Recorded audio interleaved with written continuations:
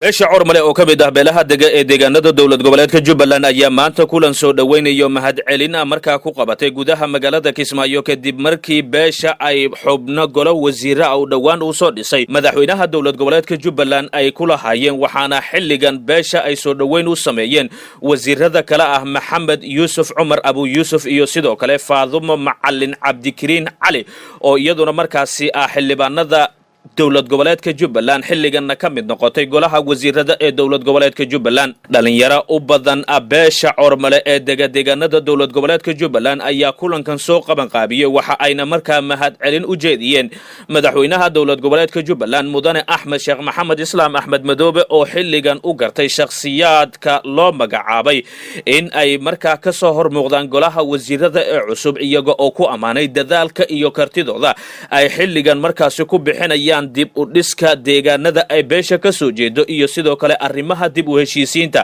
waxa ayna sheegeen in xilligan loo baahan yahay in laga wada qayb qaato dhismaha dowlad goboleedka Jubbaland gaar ahaan dhinaca arrimaha dib u heshiisiinta oo u baahan in xoog la saaro ayay markaa dhalinyaradan ku amaaneen xubnaha uu madaxweyne Axmed Maxamed Islaam Axmed Madoobe u magacaabay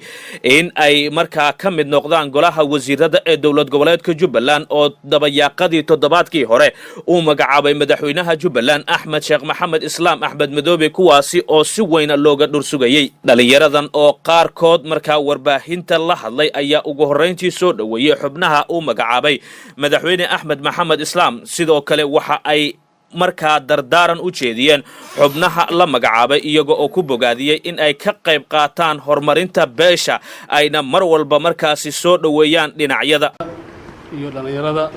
mid ka mid ah beelaha Soomaaliyeed ee degan Jubbaland gaar ahaan beesha cormale waxaan isku nimid waa bogaadin iyo taageero loo muujinayo garab istaag dowlad goboleedka Jubbaland ee hogaamiye uu ka yahay madaxweyne Axmed Maxamed Islaam saawada ogsoonahay beeshan cormale waa beel aad miisaan ku leh deegaankan dhismaha maamulkan ayadoo aan wada ognahay caqabado fara badan ee soo maray gobolkan heer waxaan xasuusanaa taa hawlaheena iyo caanaheena aan ku taageernay shirkii lagu dhisay Jubbaland oo ku maasan yahay madaxweynaha isna adeegii uu soo adeegay iyo heerka maanta soo gartay Jubbaland waxaan u gudbayaa magacaabista waxaan taageersanahay si guud golaha wasiirada ee fulinta oo magacaabay madaxweynaha taawada ogsoonahay madaxweynaha wuxuu magacaabay wasiir ku-xigeenna dowladyaal khibrad leh oo si hufan dowladda oo la shaqeyn kara gaar ahaan مثلاً أن كلنا هاي لودا وزير أدبن أصول ويننا وزير كعدالة الدين توقفت إنجلترا كمعاش يوسف عمر هو شخص أصول شقي Jubbaland أو وزارة كردون سومري وحاسوك هاد علنا وفرحت قارنا فاضم معنا علي ونو هاد قفلنا يراه أكتفه سيستم Jubbaland شغلين بدنا كسوق بتي لا هير دقمة سومرتي هذا حلبان والإنسان كي يحيى بدنا قصة شقيسي هذا أنا أقرت مدحوينه إنه وزارة سبورتينج وكل مسيه مركا كله وحاوي سومالي لما وضع كنعكرة باهي ويجران وأنكر سنة مدحوينه سيدا قاسي وجود أوكله إن نكفل إنه نوصل مع عودهم وسنتين بسم الله horta waxa aad u mahadsan dhalinyaradii aqoon-yahanada ahaa beesha cormale halkan iskugu timaaday kulankan maanta aad arkaysaan waa kulan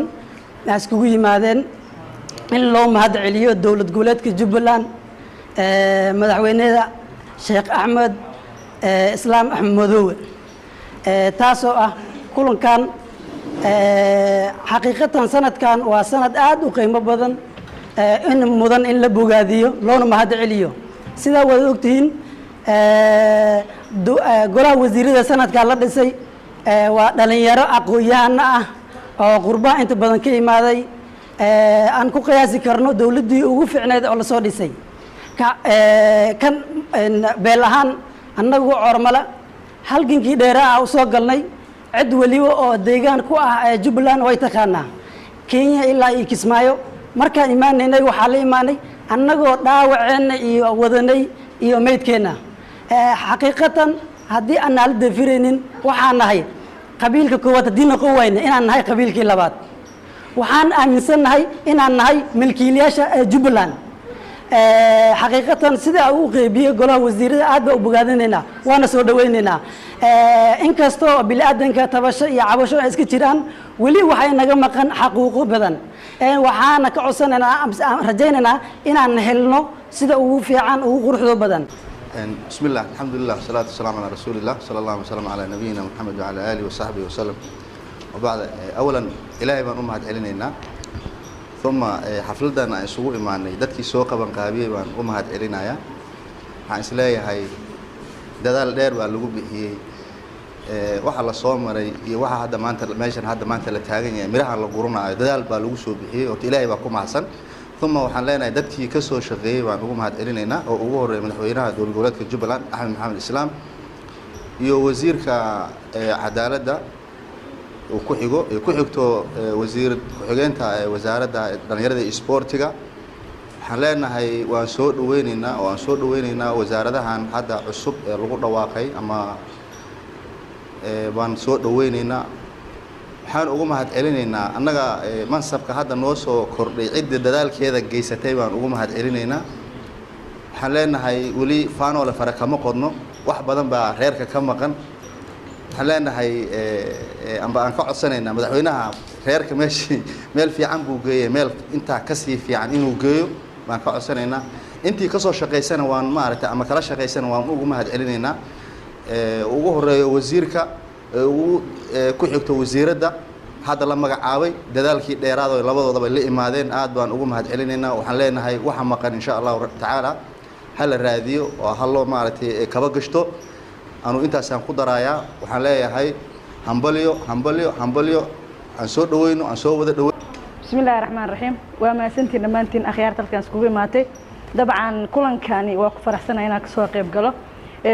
waxaan uga hadlaynaa maanta waxay tahay wasiiradda cusub ee ku soo biirtay golaha wasiirada Jubbaland Faadumo Cali oo noqotay wasiir ku xigeenka dhalinyarada iyo isboortiska Jubbaland haddaan nahay gabdhaha Jubbaland qaasatan gabdhaha beesha Ormale aad baan uga faraxsanahay inay Faadumo ka soo muuqato golaha wasiirada sababtoo ah Faadumo waxaan ogsoonahay aan ku kalsoonahay aqoonteeda iyo kartida ay leedahay waan ogsoonahay in gabdhaha iyo dhammaan bulshadeynta Ormale in ay wax badan u qaban doonto dhanka kale haddii aan u jaleeco madaxweynaha Axmed Maxamed Islaam waxaan leeyahay beesha Ormale kuma filna in aad loo wasiiro kaliya ka siisid golaha wasiirada waxay u baahan yihiin waxyaalo fara badan agaasimayaal u baahan yihiin waxa jira dad fara badan oo aqoon leh dadkaasi waxay aqoon u leeyihiin oo soo dadaalan waxay tahay inay dadkooda wax u qabtaan marka hadii aysan dhalinyarada mar walba garab la siinin waxbarashadooda waxa u mataraysa dadkii ku soo tiir iyo tacabeelana dabcan iyo jab ayaa ku dhacaysa marka madaxweynaha waxa ka codsanaynaa in dhammaan beesha Ormale gacan mid ugu qabto oo san gacan bidixeena maasantiin dhalinyarada halkan iskugu imaatay waxaan halkan ugu mahad celinayaa madaxweynaha Axmed Maxamed Islaam Axmed Madoowe wasiirada uu noo soo magacaabay uu ku mahadsan yahay waxaan rajeynayaa insha Allah xilal badan oo naga maqan oo soo dhawr adeegnayna in uu nasiin doono حقوق جبلان كلنا هاي كليح معهن إن هذا هي سنة لو وسير حقوق كبدنا رجعنا إن شاء الله إنه حال كان هنبلي وجود دريا وسير ذي فاضل محمد علي يو وسير كنا أو يوسف حالي هاي هنبلي شقوا عن إلهي هكذا يكون شقة ذا قطة وما هاد علينا يا الله سبحانه وتعالى وهل كان اسمه كان أنه عافمات قبنا مركز لبعض وحنو ما هاد علينا مدحوينها دول الجولات الصوماليات جبلان مدن شيخ محمد أحمد إسلام ورنتي